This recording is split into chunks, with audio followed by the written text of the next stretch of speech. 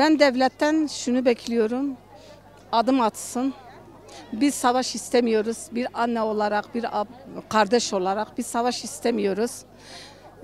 Sayın Abdullah Öcalan çok güzel bir adım atmış, onun arkasındayız.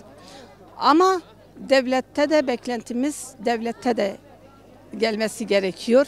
Devlet de atsın. Biz daha barış istiyoruz. Savaş istemiyoruz. Her yerde, nerede olursa olsun, ne gerillalarımız şehit olsun, ne halkımız, ne polis, ne asker. Hiç kimse istemiyoruz. Kimsenin annesi ağlasın ama diyoruz ki barış, barış, barış. Artık bu kan durmasını istiyoruz. Tabii ki 8 yıldır kayyum döneminden Nevruz'umuz kutlanamadı, bırakmadılar.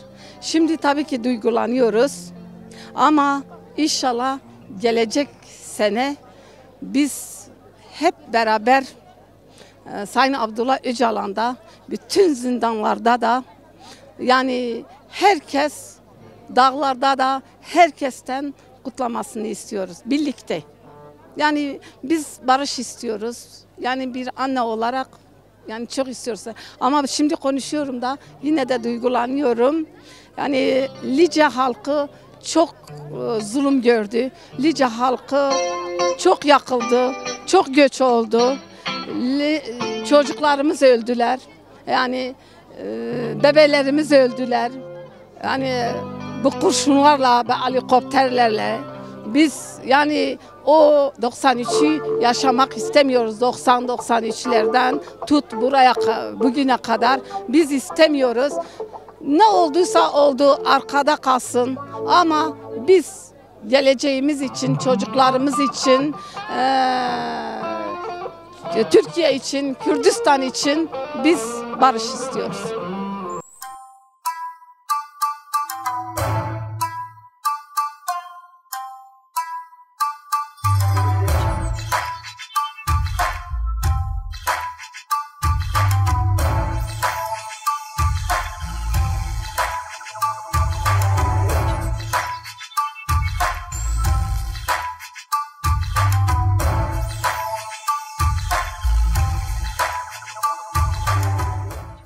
Sürecin başlaması için öncelikle doğru üslubun, doğru konuşma dilinin oluşması lazım. Zehirli bir dille barış yapılmaz. Biz Kürt halkı olarak baktığımız zaman şu anda hükümet ve onu destekleyenler yani hem barış sürecinden bahsediyorlar hem de çok zehirli bir dil kullanıyorlar. Öncelikle Sayın Öcalan'a en azından Sayın Öcalan hitabının yapılması lazım. Medyada, basında terörist başı, çocuk katili söylemleri bizi yaralıyor. Bu toplumu barışa götürmez. İkinci söylem hala bir terörün olduğunu ve bu halkın umudunu bağlayan ve ateşkesin bir tarafına bulunan taraf için terör ifadesi ve terörist ifadesini biz doğru bulmuyoruz. Öncelikle barışın sağlaması için ya da doğru bir barışın uygulaması için doğru bir dilin kullanılması lazım. Biz şu anda Kürt halkı olarak hükümetten bunu istiyoruz. Yani barış için demokratik adımların atılması elzemdir. Öncelikle demokratik adımlar bu halka güven verecek, bu halkın kırılganlığını tamir edecek, onu ileriye taşıyacak adımların olması lazım. Bu nasıl olur? Öncelikle güvenin tesis edilmesi lazım. Güven nasıl tesis edilir? Hukuksal süreç başlatılır. En azından buna yönelik adımlar atılır. Dil üzerine, kültür üzerindeki adımlar daha çok topluma yayılır ve bu topluma bir güven verirse barış daha hızlı, daha güvenli bir şekilde oluşur. Ben öyle düşünüyorum.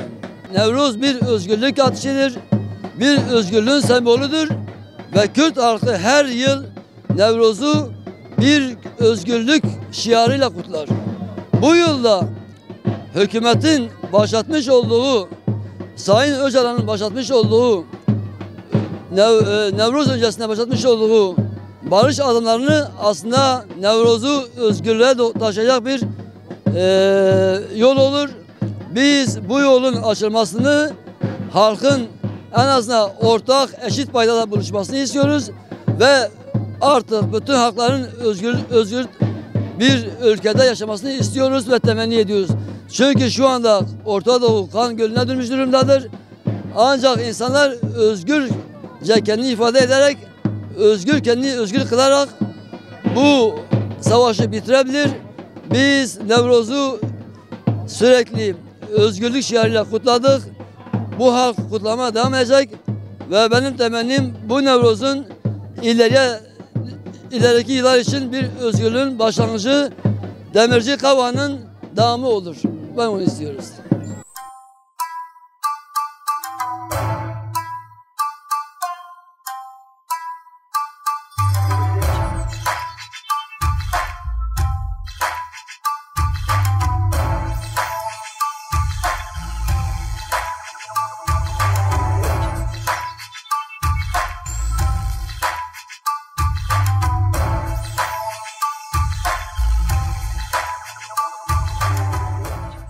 Benim çağrım tek taraflı ateşkes yapılmış, tek taraflı.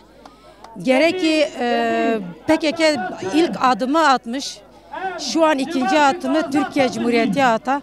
Ama görmüyoruz, biz de üzülüyoruz. Biz anneyiz, çocuklarımız ölüyor. Biz çocuklarımızın ölmesini istemiyoruz.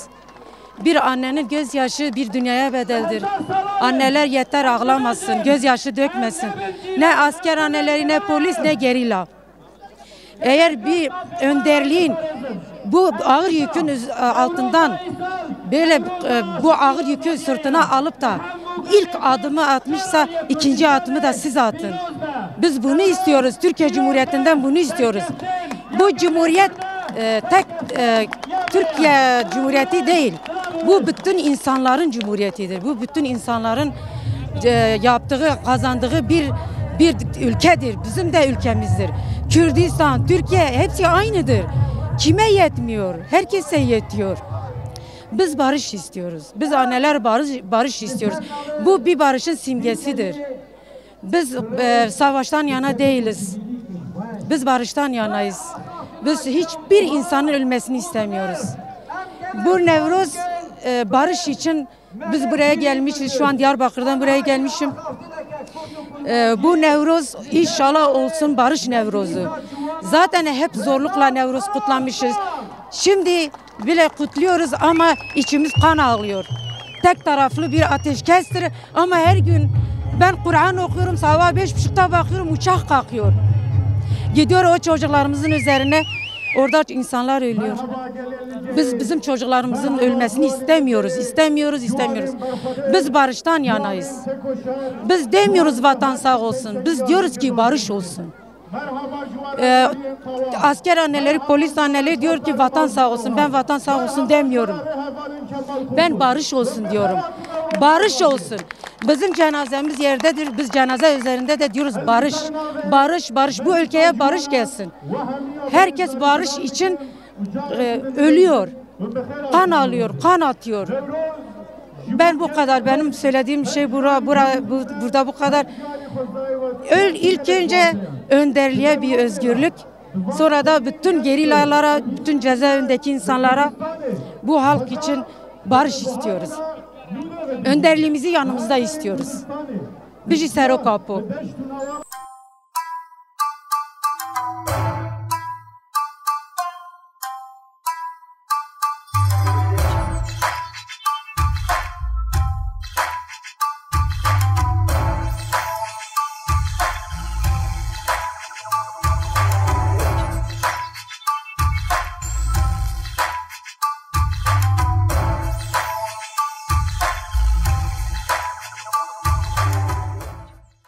Yani somut bir adım atılmasını bekliyoruz. Böyle bir fırsat bir daha ülkemize geleceğini tahmin etmem. Çok güzel bir barış süreci başlamıştır. Sonucu iyi gelmesi için bekliyoruz yani. İyi olsun diye. Yani ne bekliyoruz hükümete? Yani hükümet 60 daha bak şunu söyleyeyim. Sayın Bahçeli'nin çok cesaretli bir adım atması ülkemiz için çok önemlidir. Ondan sonra Sayın Cumhurbaşkanımız, ondan sonra partimiz HDP'nin aracı olması bence çok güzel bir somut adım atılmıştır. Hükümet de bu adımı atacak yani. Biraz sabırlı olalım, kesin kimse endişeli olmasın. Bu barışa ihtiyacımız var. Türkiye'de bu barış çok önemlidir. Kürtlerin ve Türklerin kardeşliği çok önemli. Bu vatan hem Kürtlerin vatanıdır hem Türklerin vatanıdır. Böyle birlikte adım atması, hükümet de yani fazla beklemeye de gerek yok. Genel bir afın da olması gerekir. Herkes evine, yuvasına demokrasi bir şekilde herkes siyasetini yapsın. Demokratik bir adım atmasını istiyoruz. Hem de nasıl istiyoruz? Çok önemlidir. Böyle bir fırsatın bir daha geleceğini umut etmiyorum. Gelmişken hep birlikte sarılalım, hep birlikte bu işe bir çözüm gelmesini bekliyoruz. Tabii ki en önemli olan devlet, hükümetin, yani devlet derken hükümeti kastediyorum. Hükümetin bu adımın atması gerekir yani. Nevruz birliktir, beraberliktir, kardeşliktir. Nevruz bütün halkların birleşmesidir. Yani Nevruz Bayramı bence öyledir yani.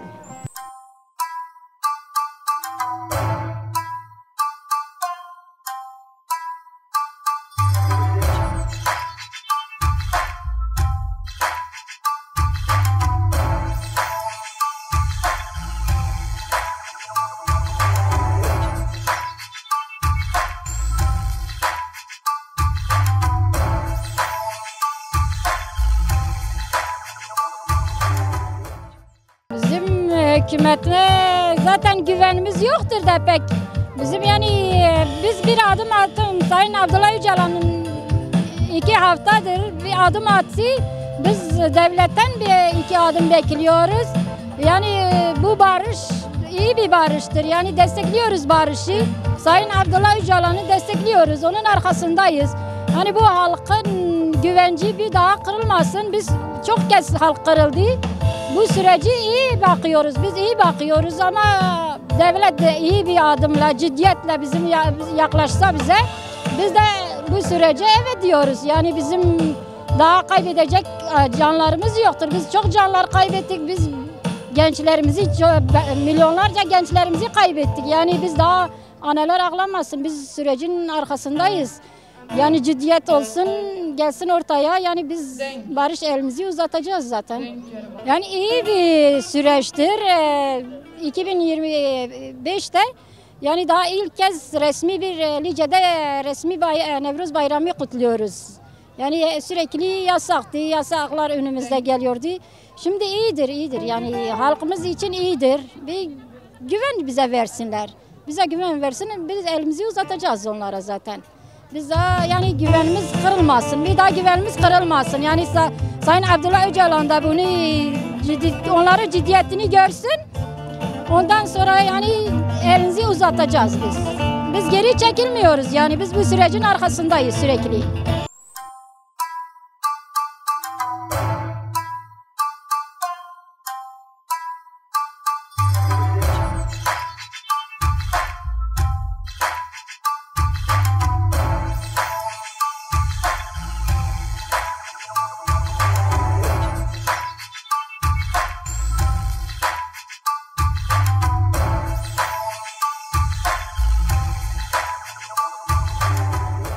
Yani biz Kürtler olarak bu topraklarda yaşadığımız coğrafyada bütün insanların eşitlik çerçevesi altında anayasal haklarının düzenleyeceği bir hususların yerine getirilmesi konusunda biz de kararlıyız bu konuda. Sayın Öcalan'ın göstermiş olduğu dirayet bizim için çok önemli. Bu işler karşılıklı adımlar atıldığı zaman bir yere varılabilir. Bizim için en önemli olan şey barış sürecinin sürekliliğin devamı olması bizim için çok önemli. Biz bu topraklarda bütün hakların eşit, özgür ve demokratik olarak yaşamasını temenni ediyoruz. Yüzyıllardır bu süren sorunun bir an önce iki tarafın da daha doğrusu iyi yapabilecek bir süreci iyi yürütmeleri bizim için önemlidir yani. Bunun için de biz halk olarak, birey olarak elimizden ne gelirse biz de bu sürece katkı vermeyi düşünüyoruz tabii ki. Bizim için bu şu anda kutlanan Nevruz'un başlangıcı Lice'de temenni ediyoruz ki kalıcı bir demokrasiye, kalıcı bir barışa temenni olmasını istiyoruz bunu. Daha güzel yarınlara, daha güzel bir ülkeye, daha güzel bir anayasal haklara kavuşmamız dileğiyle bütün haklarımızın Nevruz'unu kutluyoruz.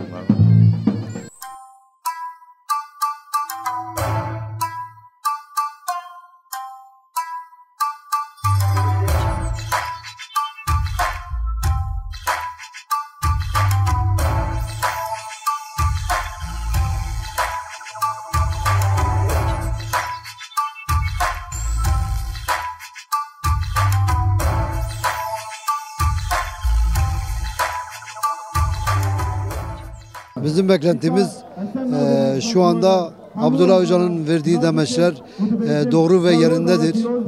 Biz bu süreci barışçıl yönünde demokratik bir şekilde yürütmesini istiyoruz. Kuzey Suriye'de olanlar şu anda atılan adımlar doğrudur. Tabii bu da Abdullah Öcalan'ın süreçle ilgili şeyleridir. Bunları da belirtelim önceden. Biz dediğim gibi Abdullah Öcalan'ı dikkate alalım. Ülkemizi barışçıl yönünden el ele verip başka devletlere teslim etmeyelim. Nevruz şeyinde de mutluyuz. Gerçekten evet, bahar havası şenliği Lice'de yaşadığı için bundan 2-3 sene evvel, yani 3 sene evvel derken önceki zamanlarda Nevruz ateşi yakıldığında biz mahsur kalıyorduk. Yakamıyorduk. Biz onları da çağırıyorduk. Kardeşiz, barışçı bir yönde Nevruz'umuzu kutlayalım ama engel oluyorlardı. Bugünse farklı olan da şunu gösteriyor. Abdullah Öcalan'ın gerçekleri ortadadır. Attığı adımlar ortaya gerçektir. Kürt olarak bunları kabul etmemiz lazım. Barışçıl bir yönden el ele tutuşup dediğim gibi barış sürecini yürütelim. Herkesin elinden geldiği kadar Kürt olsun, Türk olsun farkımız yok. Elimizi taşın altına koymamız lazım.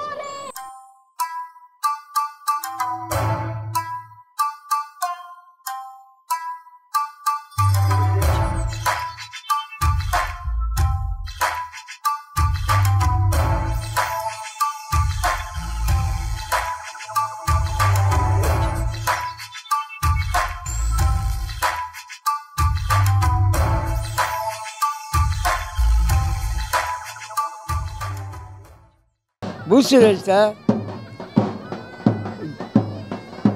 sorumluluğu olan herkesin elini taşın altına bırakması, bu sürece elinde gelenin ardına koymaması lazım. Bu sürece sonuna kadar herkesin destek olması lazım. Özellikle hükümetin suskunluğu halkın içindeki insanlara tedirginlik yaratıyor. İnsanların içinde tedirginlik yaratıyor. Bu tedirginliğin giderilmesi için hükümetin bu süreci başlatanların samimi ve dürüst davranmaları ve cesur olmaları gerekir. Bu süreç tarihi bir süreçtir. Çok tarihi bir süreç. 1000 yılın birikilmiş olan bir sorunun çözülmesidir. Öyle yüzeysel bakarsak kolay göze gelebilir ama çok değerlidir. Hükümetin ve Sayın Bahçeli'nin başlattığı, Sayın Öcalan'ın başlattığı bu süreç çok değerlidir. Bunun başarıya uğraşması için bütün üst düzey yetkililerin, bütün akademisyenlerin, bütün yazarların, bütün çizenlerin, bütün hükümet yetkililerin, bütün milletvekillerin buna saygı duyması lazım, buna katkı sunması lazım. Bundan dolayı herkesi selamlıyorum. Özellikle Sayın Öcalan'ı selamlıyorum. Başlattığı bu süreç çok değerlidir. Onun için hepimizin sorumluluğu vardır. 7'den 70'e herkesin sorumluluğu bu işte vardır. Sorumluluğu yerine getirmesi gerekir. Nevruz barıştır. Nevruz özgürlüktür. Nevruz bin yılların getirdiği bir barış meselesidir. Bunun için Kürt halkının da haklara karşı baş kaldırısıdır. Ve Nevruz'un her yerde görkemli bir şekilde kutlanması lazım.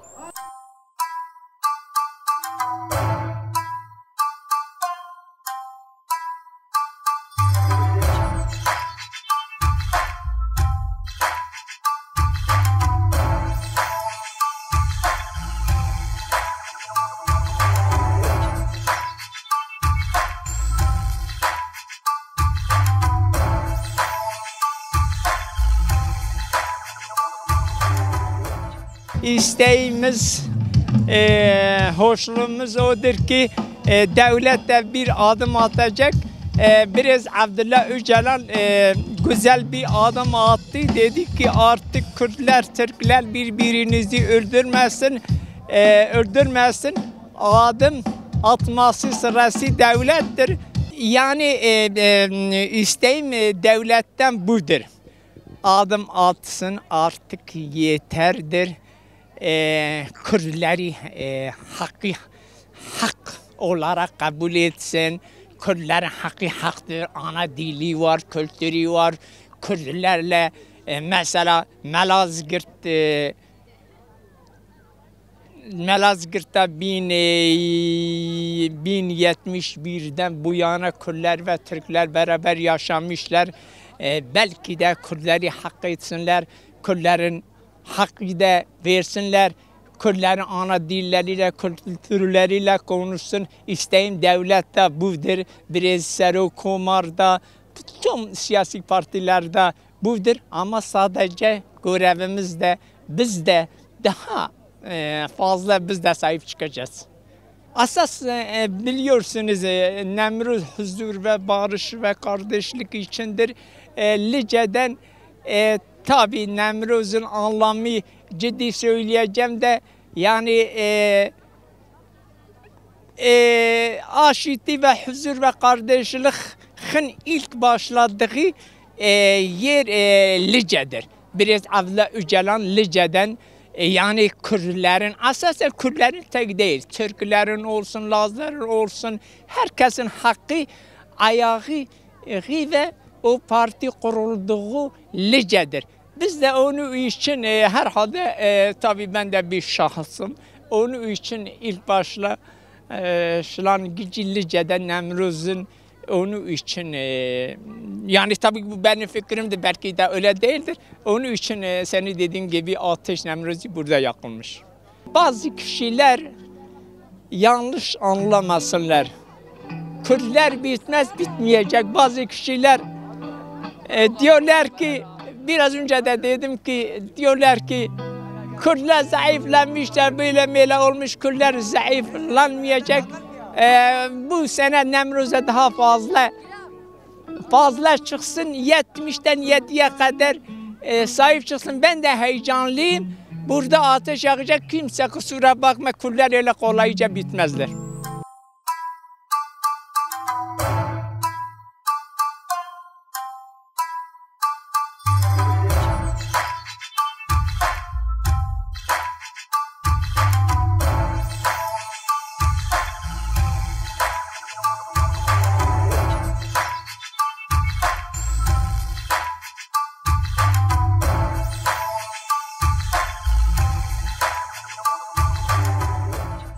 Şimdi bu tür konular böyle birden deyince adım atılmaz. Siz de biliyorsunuz.